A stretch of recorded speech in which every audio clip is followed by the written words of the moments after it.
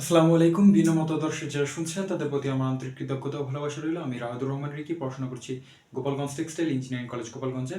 আজকে আমরা খুলনা বিশ্ববিদ্যালয়ের এ ইউনিটের ভর্তি বিজ্ঞপ্তি 2025-26 সম্পর্কে বিস্তারিত জানবো।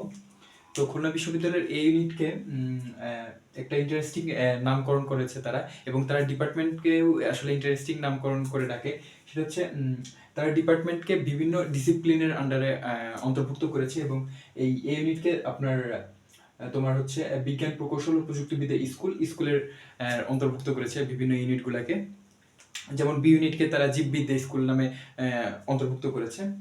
তো আমরা দেখব যে এই ইউনিটে অর্থাৎ বিজ্ঞান প্রকৌশল ও প্রযুক্তিবিদ্যা স্কুলে আবেদন করতে তোমাদের যোগ্যতা আসলে কি থাকতে হবে, সেটা হচ্ছে তোমার এসএসসি 2022-23 হতে হবে এবং এইচএসসি 2024-25 হতে হবে।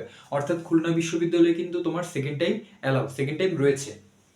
ওকে, আচ্ছা, এসএসসি এবং এইচএসসি মিলে তোমার জিপিএটা 8.0 হতে পারলে তুমি এখানে কি করতে পারবা, আবেদন করতে পারবা। তো এই স্কুলে বিজ্ঞান প্রকৌশল ও প্রযুক্তিবিদ্যা স্কুলে তোমার টোটাল আসন সংখ্যা রয়েছে 320টি। ওকে, এখন আসি আমরা ভর্তি পরীক্ষা আসলে পদ্ধতিটা আসলে কিভাবে হবে। সেটা হচ্ছে তোমার ঢাকা ভার্সিটির মধ্যেই এখানে এমসিকিউ হবে, রিটেনও হবে। তো এখানে এমসিকিউ থেকে থাকবে হচ্ছে গণিত 15 নাম্বার, পদার্থবিজ্ঞানে 15 নাম্বার, রসায়নে 15 নাম্বার, ইংরেজিতে 10 নাম্বার এবং আইসিটিতে 5 নাম্বার। আচ্ছা, এরপর রিটেন হবে।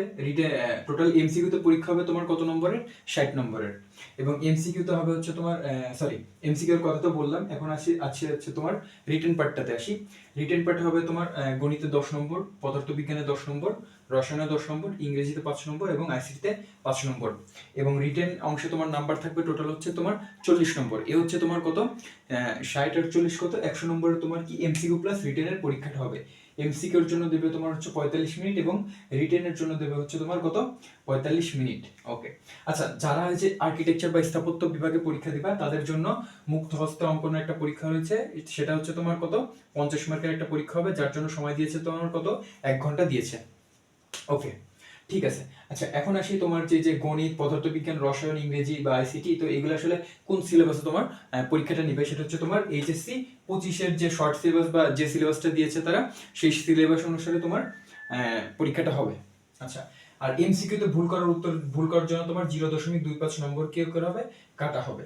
ওকে, আর আরেকটা মোস্ট ইন্টারেস্টিং পার্ট হচ্ছে কি তোমার এই যে খুলনা বিশ্ববিদ্যালয়ের ভর্তি পরীক্ষায় কিন্তু তুমি নন প্রোগ্রামেবল ক্যালকুলেটর কিন্তু ব্যবহার করা যাবে, অর্থাৎ কিন্তু ক্যালকুলেটর অ্যালাউ আছে। এই ব্যাপারটা কিন্তু তোমরা সবাই মাথায় রাখিও এই ইউনিটের ক্ষেত্রে।